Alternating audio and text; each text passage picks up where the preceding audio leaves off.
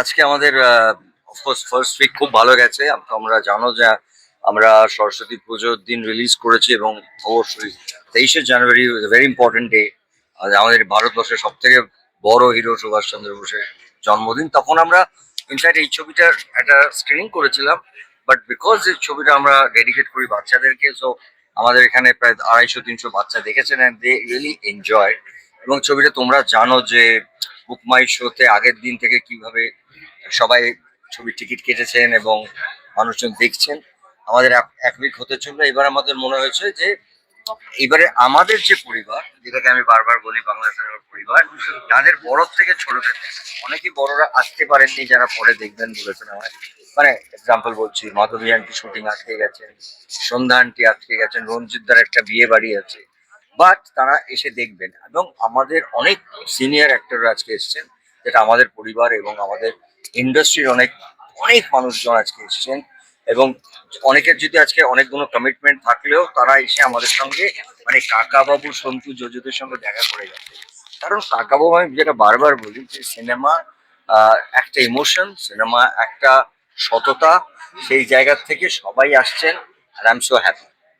দাদা শুভশ্রী ওয়েল দিদিতে সকলেই বলছিলেন যে বেঁধে রাখা ব্যাপার, এবং তাই জন্য এই পদ্মশ্রী আসলে সবার সবার বেঁধে রাখা। আমি প্রথম দিন থেকে বলে আসছি যে এটা তো আমার নয়, মানে এটা একলা মানুষের হতে পারে না। মানে মানে আমার প্রফেশনটাই এমন যে আমাকে প্রত্যেকটা ডিপার্টমেন্ট এবং সেই ডিপার্টমেন্টগুলো আমি আমি সৌভাগ্যবান যে যাদের সাথে আমি কাজ করেছি তার ছেলেরা এখন কাজ করছে।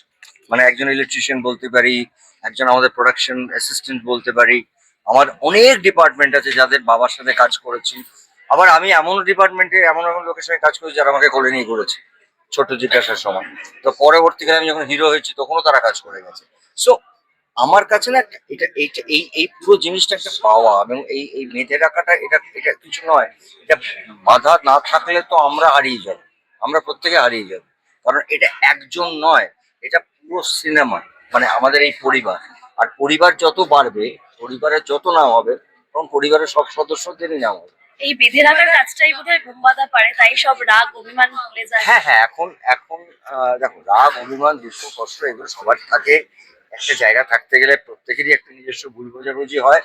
তবে হ্যাঁ, মানে মানুষকে এটাও বুঝতে হয় যে আমরা যারা পর্দাতে বা ক্যামেরার সামনে কাজ করি, তারাও কিন্তু এন্ড অফ দ্য ডে আমরা মানুষ। মানে ওইটা যে কোনো মানুষের যেরকম রাগ, অভিমান, দুঃখ, ভুল বোঝাবুঝি হয়, সেটা কিন্তু আমাদেরও হয়। মানে আমরা পর্দাতে থাকি, মানে আমরা এন্ড অফ দ্য ডে আমরা হিউম্যান বিং থাকুন হই। এটা খুব স্বাভাবিক। এই জন্য আজকে ছবিটা বোধহয় সেটাই প্রমাণ অনেকটা, এবং তোমার ক্যাপশনটা।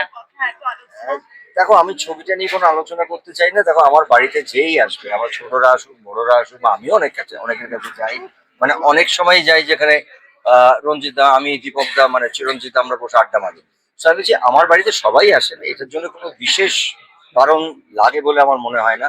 আর তোমরা নিজেরাও সাক্ষী থেকেছো যে পুজোর পরে আমার বাড়িতে একটা একটা পুরো আড্ডা হয়, এবং সেটা কেউ বাদ থাকে না, ছোট থেকে বড়। তা এইটা চেষ্টা করবো যতদিন থাকবো, যে চেষ্টা এই যে মানে বেঁচে থাকবো ততদিন, যাতে সবাইকে একসঙ্গে বেঁধে রাখা যায়।